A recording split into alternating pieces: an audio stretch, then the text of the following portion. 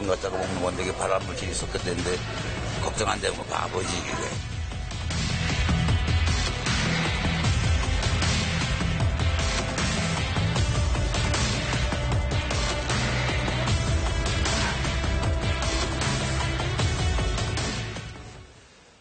김광진 전 의원, 김병민 교수 자리했습니다. 어서 오십시오. 예. 자, 사사건건 플러스 오늘 첫 주제는 이 사람에 대한 논쟁입니다.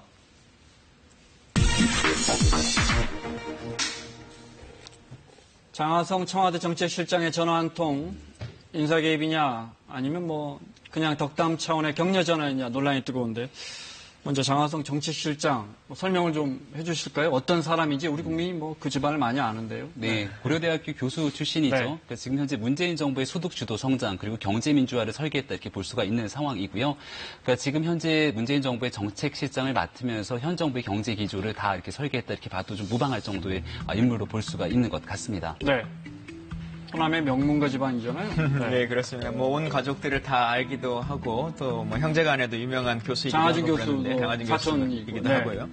참여연대 시절에 소액주주 운동을 하면서 네. 장하성 펀드를 운영해서 이제 여러 가지 활동들을 해오셨던 분인데 네. 최근에는 이제 정책에 갈등이 좀 있는 게 아니냐라고 한 얘기도 나오긴 했었습니다만 뭐 갈등은 특별히 없었다. 그리고 장하성 실장에 대해서는 뭐 끈끈하게 자리를 잘 네. 하고 있다. 뭐 이렇게 보여지고 있는 거죠. 다시 청와대의 신임을 얻어서 예.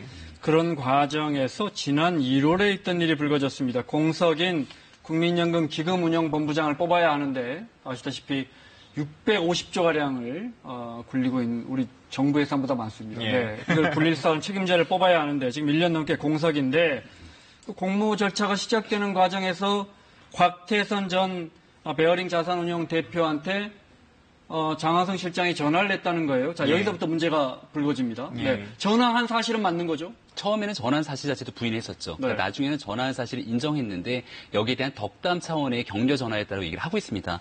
근데 문제는 시점도 우리가 굉장히 중요한데 여기에 대한 기금운용본부장을 공모하는 절차에 대해서 홈페이지에 공고를 올립니다. 이 시점이 올해 2월 19일이에요. 그래서 전화를 했던 시점이 올해 1월 30일이니까 공모가 진행되기도 전에 전화를 했던 상황으로 볼 수 있는 거지 않습니까? 여기에 대해서 이제 야당은 강하게 인사 개입이다라고 주장을 하고 있는 거고 청와대의 장하성 실장을 비롯한 인사들은 그런 것이 아니라 격려성 차원의 전화였다라고 계속 거듭 부인하고 있는 상황인 것 같습니다. 그 곽 전 대표의 주장을 저희가 한번 보겠습니다. 곽 전 대표는 그러니까 지금 김 교수님 말씀하신 것처럼 본부장 지원하시는데 이사장도 참 평가가 좋더라. 뭐 어떻게 보면 덕담 같은 거예요. 네, 덕담 같은 건데 곽태선 전 대표가 정치권에 휘둘릴 수 있는 자리고 제가 잘할 수 있을지 모르겠습니다. 이렇게 이야기를 하니까 장하성 정책실장이 학연 지연이 없다는 점이 더 좋게 보입니다. 이렇게 이야기했다는 거예요. 이제 이건 곽 전 대표의 주장입니다. 네, 청와대는 구체적인 내용을 말하지 않고 장 실장은 그때 이제 이렇게 좋은 사람이 지원한다는데 덕담식으로 잘해보라 이런 식으로 전화했다는 거고요. 네. 그러니까 인사 개입이냐 아니냐라고 하는 것에 대한 여지를 생각해 볼 때 가장 중요한 것이 그러니까 곽 대표 입장에서는 나를 내정했나 보다라고 하는 것으로 충분히 오인할 수 있다고는 생각합니다. 청와대 전화를 받았고 여러 가지 프로세스 청와대 정책실장이 전화했으니까. 예, 근데 그것과 인사 개입이냐라고 하는 건 좀 다른 문제인 거죠. 그러니까 인사 개입이 되려면 뭐 복지부 장관이라든가 아니면 이 사람을 결정해야 되는 결정권자에 있는 사람에게 이 사람으로 좀 해주십시오라고 하는 압력을 행사했을 때 인사 개입이라고 했을 텐데 해보시는 게 좀 어떻습니까? 라고 하는 권유를 지금 이제 했다라고 볼 수 있는 거지 않습니까? 그래서 그 정도까지를 인사 개입이라고 볼 것이냐. 그리고 뭐 최종적으로도 이분이 뭐 되지도 않았기도 했는데요. 그리고 이제 공고가 나기 전에 이미 연락을 한 것이 또 문제 아니냐 이렇게 생각할 수도 있겠습니다만 이 자리가 한 1년 정도 공백으로 있었던 상황이고 자연스럽게 이제 사람을 뽑아야 되는 시기다라고 하는 것은 관련한 분들이 거의 다 알고 있는 거지 않습니까? 그래서 그것도 뭐 갑자기 일어날 일을 예측해가지고 한 것은 아니다 보여지고 실제로 참 높은 자리이고 중요한 자리인데 많이들 안 가려고 하는 자리입니다. 그러니까 연봉은 한 3억 정도 되는 자리인데 그렇게 보면 참 높다고 생각하겠지만 650조 예산을 컨트롤할 수 있을 정도의 사람이라면 시중은행에서도 본부장 이상의 임원급을 하시는 분이잖아요.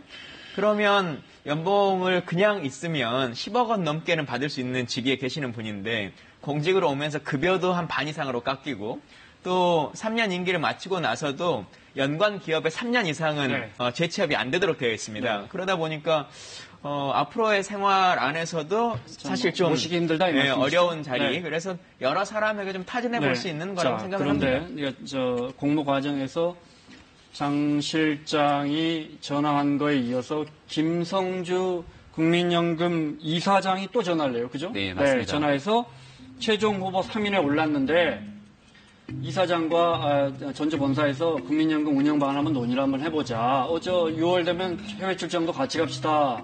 아직 뽑히지도 않았는데. 어차피- 3명 후보에 남았는데. 이제 물론 곽 전 대표의 주장이지만. 네, 어차피 되실 거라고 이야기를 하면서 해외 출장도 함께 가자 권유를 합니다. 이렇게 보면 이제 곽 전 그러니까- 대표는 진짜 내가 되나 보다 이렇게 생각했을 거 아닙니까? 그러니까 그죠? 여기에서는 분명하게 인사 개입 논란이 있을 수밖에 없는 게요. 네. 국민연금공단 이사장이 최종 3명의 후보를 추려서 보건복지부 장관에게 추천하게 되면 보건복지부 장관이 최종적으로 임명 절차를 거치게 됩니다. 네. 그러다 보니까 인사권에 대해서 강한 영향력을 행사할 수 있는 인물이 최종 후보 3명을 두고 있는 상황에서 이렇게 얘기를 했다라는 거는 분명하게 오해 소지가 있는 거고요. 네. 그러다 보니까 한 언론에서는 여기에서 중간에 떨어지게 된 나머지 2명의 후보자에게 전화를 해서 인터뷰를 취합니다. 하지만 2명의 후보자가 참 드릴 말씀이 없다. 이 정도로 얘기를 정리를 하더라고요. 네. 지금 현재 정부에서 바라보는데 조금 전에 김강진 의원이 좋은 얘기를 해주셨지만 현재 대한민국 상황에서 기금운용본부장이라고 하는 중요하고 막중한 자리에 비해서 거기에 대한 대우들이 조금 열악한 건 사실입니다. 그렇다고 대한민국에서 이 기금운용본부장이 그럼 올 사람이 없는 것인가? 이건 전혀 아니거든요. 10명이 넘는 사람들이 이미 공모에 신청을 했고 앞서 최종 3명이 들어간 사람 중에 1명은 네. 이미 국민연금 기금운용본부에 있는 내부에서 경험을 갖고 있던 사람입니다. 충분하게 할 수 있는 자질이 있는 사람들이 많음에도 불구하고 여기에서 청와대의 가장 유력한 정책실장이라고 하는 인물이 전화를 해갖고서는 뭔가 모조리 무슨 얘기가 있었는지는 알 수 없습니다만은 네.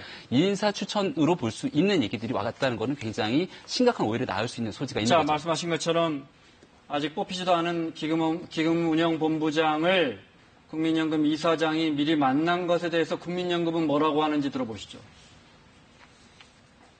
최종 면접까지 끝내고 세 분을 최종 후보자 3인을 추천한 상태에서 인사 검증이 들어가니까 그 분들을 이제 이사장님이 한번 못 만나고 이렇게 결정하기는 힘드니까 만나보려고 했던 거고 그중에 이제 서류 전형이나 면접에 아주 탁월한 점수표인 이제 곽 후보를 먼저 만나신 거죠.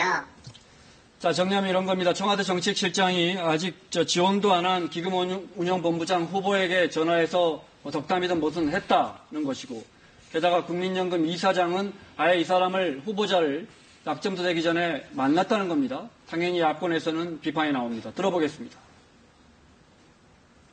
문제의 본질은 공모하기 전에 청와대 장하성 실장이 공정하고 정의로워야 할 연금 본부장 인사에 부적절하게 개입했다는 것입니다.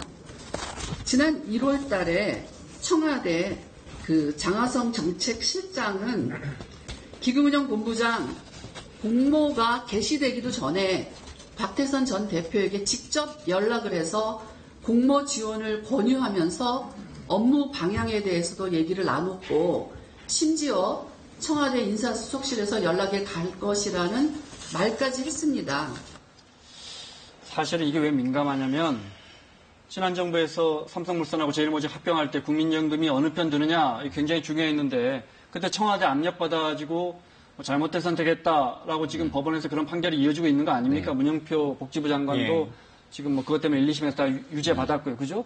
이런 상황에서 청와대 정책실장이 또 오해를 받을 만한 전화를 네. 한 거 아닙니까? 그러니까 국민연금의 기금운용본부라고 하는 곳이 정치권과 네. 분명하게 떨어져서 국민의 노후 자산입니다. 그러다 보니까 국민의 노후 자산을 안정하게 운용할 수 있도록 가야 되는 건데 그러니까 독립돼 있어야 되는 굉장한 독립성이 네. 중요하죠. 여기에 투자해서 운용하는 게 첫 번째고요. 지금 세간의 사람들이 오해 낳고 있는 게 바로 그 부분이거든요. 뭐냐면은 삼성이라고 하는 조직 속에서 경영권 승계를 하기 위해서는 국민연금이 갖고 있는 지분이라는 게 굉장히 중요한 역할을 하지 않습니까? 네. 여기에 대한 오해를 갖는 건데 지금 문재인 정부의 공약이라고 하는 게 스튜어드십 코드라고 해서 국민연금이 굉장히 많은 600조가 넘는 자산을 운용하게 되면 여기에 주식과 지분을 통해서 대기업의 여러 가지 경영에 참여할 수가 있게 됩니다.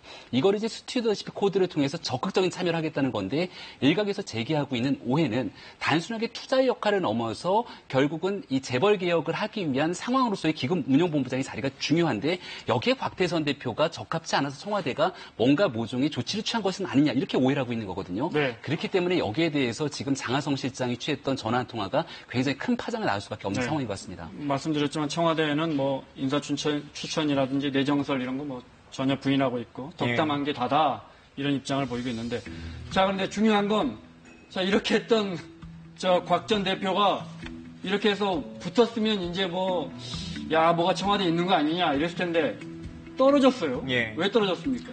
그러니까 말씀하신 것처럼 네. 이게 인사 추천의 문제, 인사 개입의 문제다라고 했으면 청와대 힘으로 다 통과가 됐어야 되는 거지 않습니까? 근데 그러지 못했고 뭐 청와대 발표에 따르면 병역에 대한 문제, 그러니까 이제 이번 정부에서는 7대 그 검증 항목이 있지 않습니까? 그래서 그거에 걸렸다. 그래서 우리는 뭐 이런 전화가 있었다라고 하는 사후에 알았지만 그런 것과 상관없이 우리는 공정한 심사를 통해서 결정한 것이다. 이제 이렇게 발표를 한 거여서 정말 진짜 말씀하신 것처럼 인사 개입이 있었다면 그 문제가 발생했겠죠. 근데 그러지 않았다라고 한 게 명확한 것이고 앞서 잠깐 그 김성주 이사장 얘기를 하셨습니다만 김성주 이사장은 면접 단위의 절차에서 본인이 하셔야 될 역할을 하시는 거거든요. 그러니까 인사추천위원회가 3명의 사람을 추천해 오면 그중에 1명을 결정해서 장관에게 추천하는 것은 이사장의 권한입니다. 그래서 당연히 만나서 어떻게 이끌어갈 계획이냐, 사람을 그리고 한번 봤다, 맞느냐 아니냐, 나랑 호흡이 맞을 것인가라고 하는 것을 같이 고민하는 것은 당연한 절차라고 볼 수 있는 거겠죠. 6월 달에 되시면 저하고 출장도 같이 가요. 이런 말 하면 안 되잖아요. 되시면 같이 가요는 할 수 있는 거 아닙니까? 안 아니, 되시면 못 가는 근데 거죠. 문제는 그렇게 김성주 이사장이 마음에 들어서 완벽한 1순위 후보였다고 얘기를 합니다. 네. 그러니까 2등, 3등과는 차이가 날 정도로. 그러면 김성주 이사장이 추천을 하고 보건복지부 장관이 임명을 하면 되는 건데 이 절차가 진행이 되지 않는 거예요. 여기에 대해서 지금 나오게 되는 건 청와대가 검증 과정에서 문제가 생겼다는 건데 거기 대표적인 케이스가 병역 문제를 얘기하지 않습니까?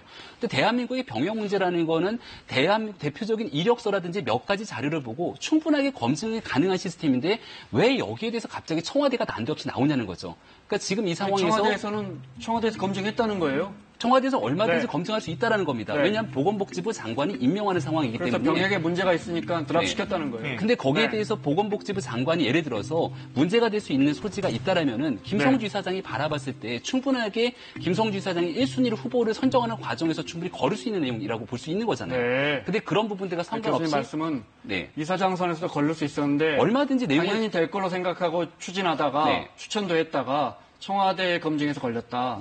그러니까 그런 방식으로 본다면 대한민국에서 있는 각 부처의 수많은 공공기관장에 대한 공모도 다 장관들이 임명을 하지 않습니까? 그럼 여기에 대한 모든 검증을 다 청와대 민정이 하나요? 그렇지는 않을 겁니다. 그러다 보니까 유독 이 건에 대해서 청와대 민정이 검증을 세게 했다라고 하는 측면에 대해서 어떻게 해석해야 될지 잘 좀 해석이 어려울 수 있습니다. 병역을 면탈하신 건 아닙니다. 면제를 받거나 면탈하신 건 아니고 복무를 하시긴 했는데 그때 제도가 좀 특이해서 며칠 갔다 왔죠. 쉽게 말하면 대체를 한 것이죠. 그렇기 때문에 기본적인 인사검증 서류상에서는 복무를 정상적으로 한 것처럼 나오지만 그리고 이제 아드님의 문제까지 연관돼 있기 때문에 이것을 정업적으로 좀 판단해 보면 정무적 판단이 필요하겠다라고 하는 고민을 청와대가 하게 된 거죠. 결과적으로 이런저런 논란은 있었지만 어쨌든 그 논란의 사람이 떨어져 버려서 뭐 큰 문제는 없어 보이지만 하지만 장하성 정치실장 그동안에 김동연 부총리하고도 여러 번 사실은 뭐 정책이나 이런 면에서 뭐 불협화음이라고 할까요? 엇박자가 있었어요. 그런 부분 어떻게 보십니까? 근데 자연스러운 거라고 저는 생각하는데요. 오래 갈 수 있을까요? 오래 갈 수 있을 거라고 생각하고 뭐 또 공직자라는 게 꼭 오래 가는 건 많이 좋은 것은 아니기 때문에 그걸로만 평가할 수는 없겠습니다만 청와대의 의견과 정부 부처에 있는 각각의 장관들의 의견이 꼭 같아야 되는 건 아니지 않습니까? 그래서 각자는 서로 간에 입장을 내고 그것을 조율하고 조정하는 것이 중요하다 이렇게 생각합니다. 이 부분 어떻게 보십니까? 저는 힘이 많이 빠질 것 같습니다. 장하성 실장 밑에 있는 수석들이 2명이 교체가 되지 않았습니까?